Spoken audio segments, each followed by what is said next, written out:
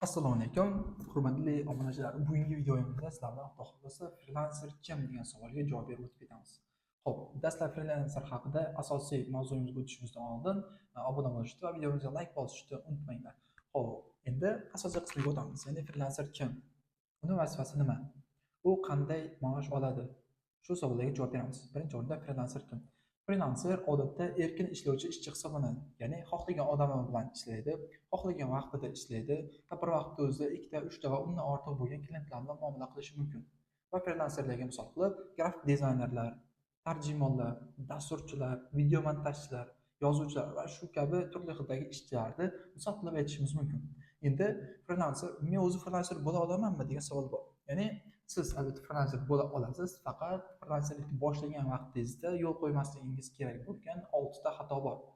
Hozir men sizlarga bu xatolarni birma-bir sanab beraman. Birinchisi, sifatsiz portfolio hisoblanadi. Ya'ni grafik dizaynerlar boshida sifatsiz portfolio bilan ijtimoiy tarmoqqa kirib keladigan bo'lsa, obunachilar va klientlar, mijozlar ularning portfoliosini kuzatgan holatda sifatsizligini ko'rib turib, yo bo'lmasa qanaqadir ishonchi yo'qoladi, yo bo'lmasa ular bilan muomala qilgisi kelmay qoladi. Ya'ni o'zini proyektini sizga ishonib bermaydi.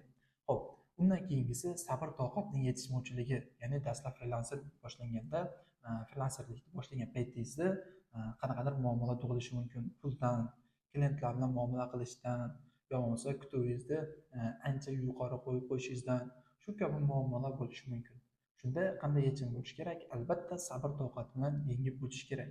Dastlab kutuv katta bo'ladigan bo'lsa, natija kamroq bo'lsa, shunda bu sohadan chiqib ketishi yo bo'lmasa bu sohaga qiziqishni kamayishi kabi turli xildagi natijalarga olib kelishligi mumkin.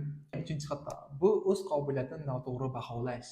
Ya'ni qo'lidan keladigan ishlarni qilmaslik va qo'lidan kelmaydigan ishlarga katta ketgan holatda eplay olaman degan javoblarni berish.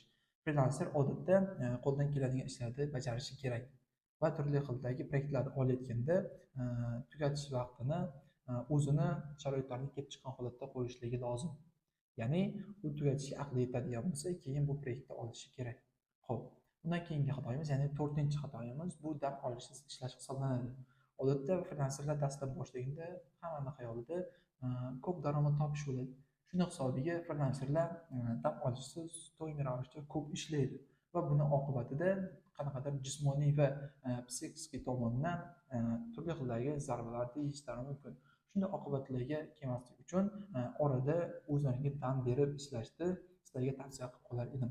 Xo'p, undan keyingi xatoyimiz, ya'ni 5-chi xatoyimiz bu rejasizlik. Ya'ni rejasizlik qanday bo'ladi? Odatda bitta proyektni olganimizdan keyin, u bilan ishlashni boshlaganimizdan keyin shu reja asosida proyektga reja asosida ishlashimiz va reja asosida yondashishimiz lozim. Chunki reja bilan hamma narsa proyektlar bilan reja bilan bo'ladi.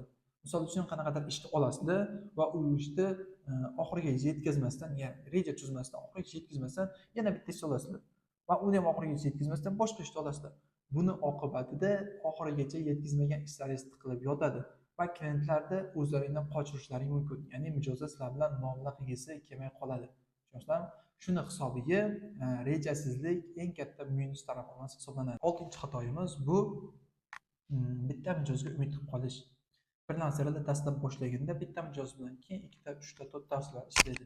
Shu dastlab boshlagan paytida, ya'ni dastlab boshlangan paytda bitta mijoz bilan ishlab, qolganlardan klientlardan qanaqadir takliflar, istaklar tushadigan bo'lsa, ularni rad etish bu frilanserlarning eng katta xatosi hisoblanadi.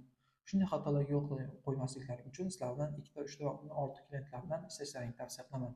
Odatda frilanserlar dastlab boshlaydi, boshlagandan keyin bitta klient bilan muomala qiladi.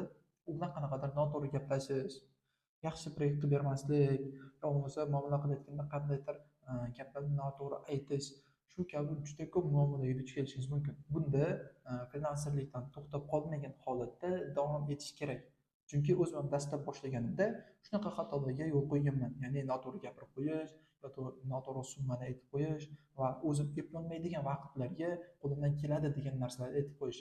Sizlarga bu narsani tavsiya qilamanki, qo'lingizdan keladigan va eplay oladigan ishlaringizni olishni va frilanserlikni boshlashda odatda umuman taslim bo'lmaslik kerak. Ya'ni oxirigacha boradigan bo'lsangiz, frilanserlikni o'rganish kerak. Bu juda oson kasb hisoblanadi. Ya'ni onlayn hech qanaqa issiqda yurish, yer chopish, qanaqadir issiqda etga betga borish, sovuqda yurish, bunaqa narsalar umuman bo'lmaydi. Bitta ofis yo bo'lmasa uyda bitta noutbuk orqali bemalol ishlashlaring mumkin. Keyingi videolarimizda xudo xohlasa frilanserlikka qanday noutbuklar kerak, qanday tarmoqlar kerak, shu kabi videolarni chiqarib borishga harakat qilamiz. Bugungi video tugadi. Sizlar bilan Miro Create kanali bo'ldi. Kanalga obuna bo'ling va kuzatib borishni unutmang. Keyingi videolarimizda bundan qiziqroq videolarni chiqarishga harakat qilamiz.